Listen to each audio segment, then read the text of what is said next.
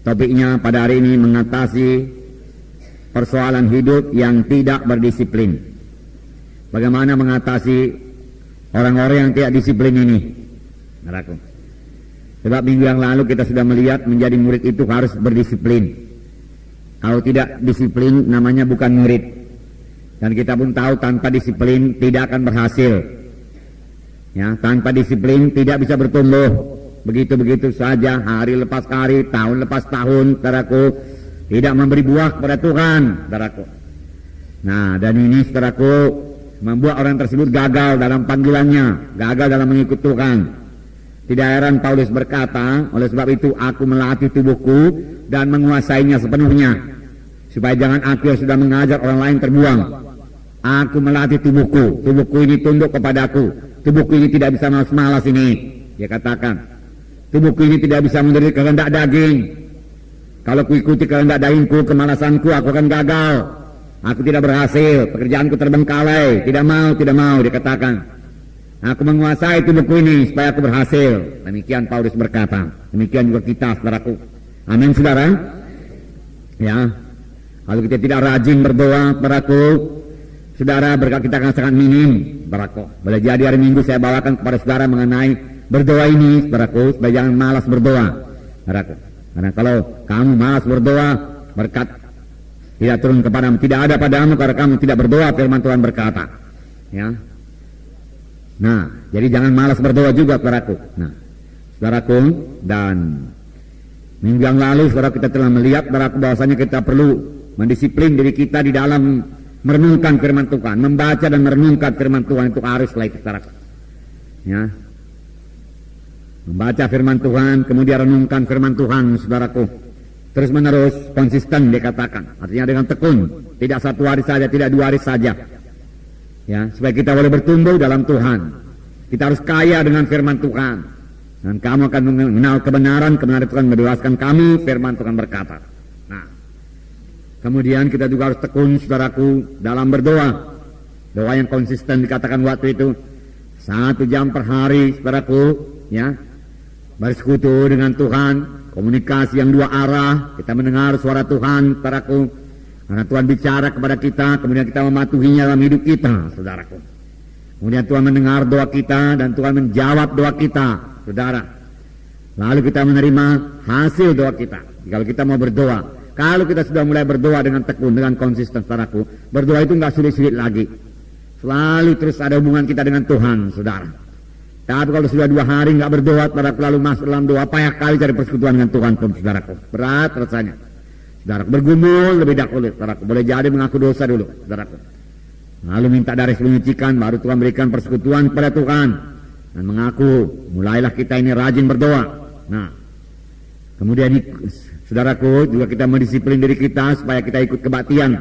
Semua kebaktian, kegiatan-kegiatan, ya, ibadah di dalam tubuh Kristus. Kita tidak bisa memisahkan diri kita daripada tubuh Kristus, saudaraku. Menjadi orang Kristen nggak bisa sendiri-sendiri, saudaraku. Kita harus, saudaraku, punya hubungan dengan tubuh Kristus, anggota-anggota tubuh Kristus yang lain, anak-anak Tuhan yang lain. Kemudian kalau kita mendisiplin diri kita, jangan malas untuk melayani, ya, jangan malas mengunjungi, saudaraku, jangan, saudara. Nah, saudaraku yang kasih dalam nama Yesus, saudaraku, kita semua adalah pemberita Injil, ya. Kita semua saudaraku, anak-anak Tuhan, ikut menggenapkan perintah agung. Sebagaimana sudah kita lihat, dengar waktu seminar kita beberapa minggu yang lalu, saudaraku, bahwasanya perintah agung itulah bagi semua anak-anak Tuhan.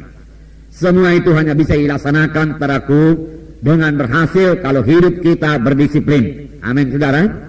Kalau hidup kita tidak disiplin, saudaraku, ya, tidak berdisiplin, maka kita tidak akan bisa mengenapkan perintah agung dalam hidup kita. Kalau hidup kita tidak berdisiplin, saudaraku, maka doa kita juga tidak akan teratur, saudaraku. Ya. Maka kita tidak akan mengalami berkat Tuhan sepenuhnya, saudaraku. Oleh sebab itu sekali lagi firman Tuhan berkata, Tuhan Yesus berkata, barang siapa mau mengikut aku, dia harus menyangkal dirinya, mengangkat salibnya, mengikut aku. Dan Paulus berkata, aku melatih tubuhku dan menguasainya sepenuhnya, supaya jangan aku yang sudah mengajar orang lain terbuang. Karena saya tubuh kita ini. Haleluya. Nah, saudaraku, kita membaca dari lembaran. kita melengkapi firman Tuhan minggu yang lalu mengenai murid yang berdisiplin. Ini tambahannya ya. Hari ini karena minggu yang lalu saudara kita sudah melihat ya, contoh-contoh pun diberikan. Kalau hidup berdisiplin itu contohnya apa saudaraku? Nomor satu waktu itu apa?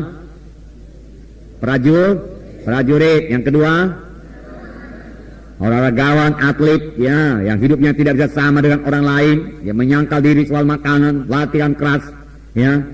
Demikian juga prajurit latihan keras karena memakai selengkap senjata ya. Memakai senjata yang selalu, apakah semua berfungsi dengan baik, saudaraku. Kemudian saudaraku, satu contoh lagi yaitu petani, saudaraku, yang memandang ke depan, yang punya visi ya. Jika dia bergairah mengerjakan apa yang perlu dikerjakan sekarang, saudaraku. Kadang-kadang orang tenggelam dalam goal di depan itu saja. Tapi apa yang perlu dikerjakan saudaraku sekarang ini, besok, lusa, seminggu, 2 minggu, 3 minggu untuk mencapai goal itu, dia lupa, saudaraku. Padahal petani tidak demikian.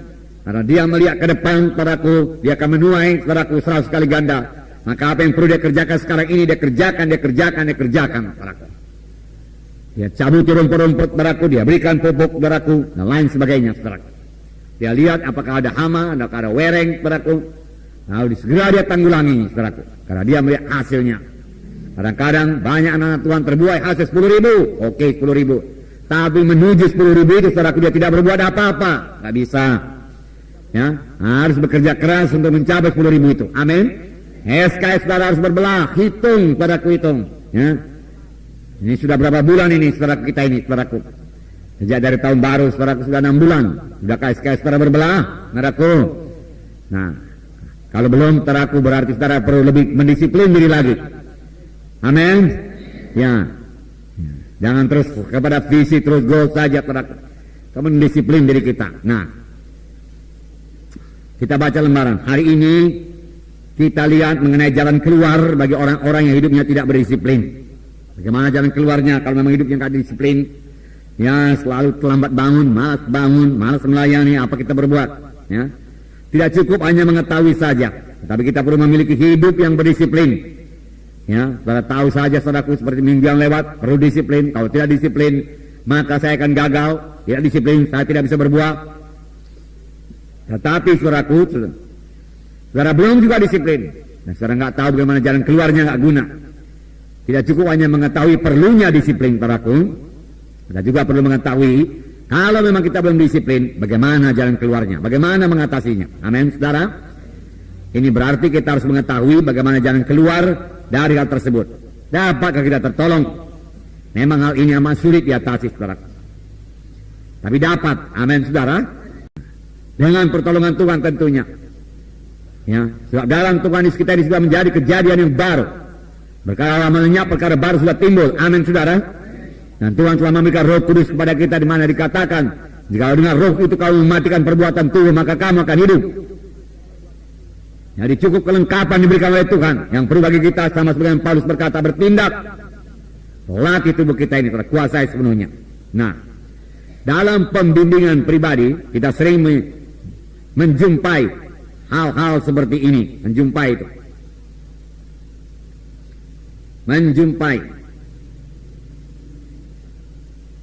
jumpa hal-hal apa ini, saudaraku, hal-hal yang tidak berdisiplin, ya.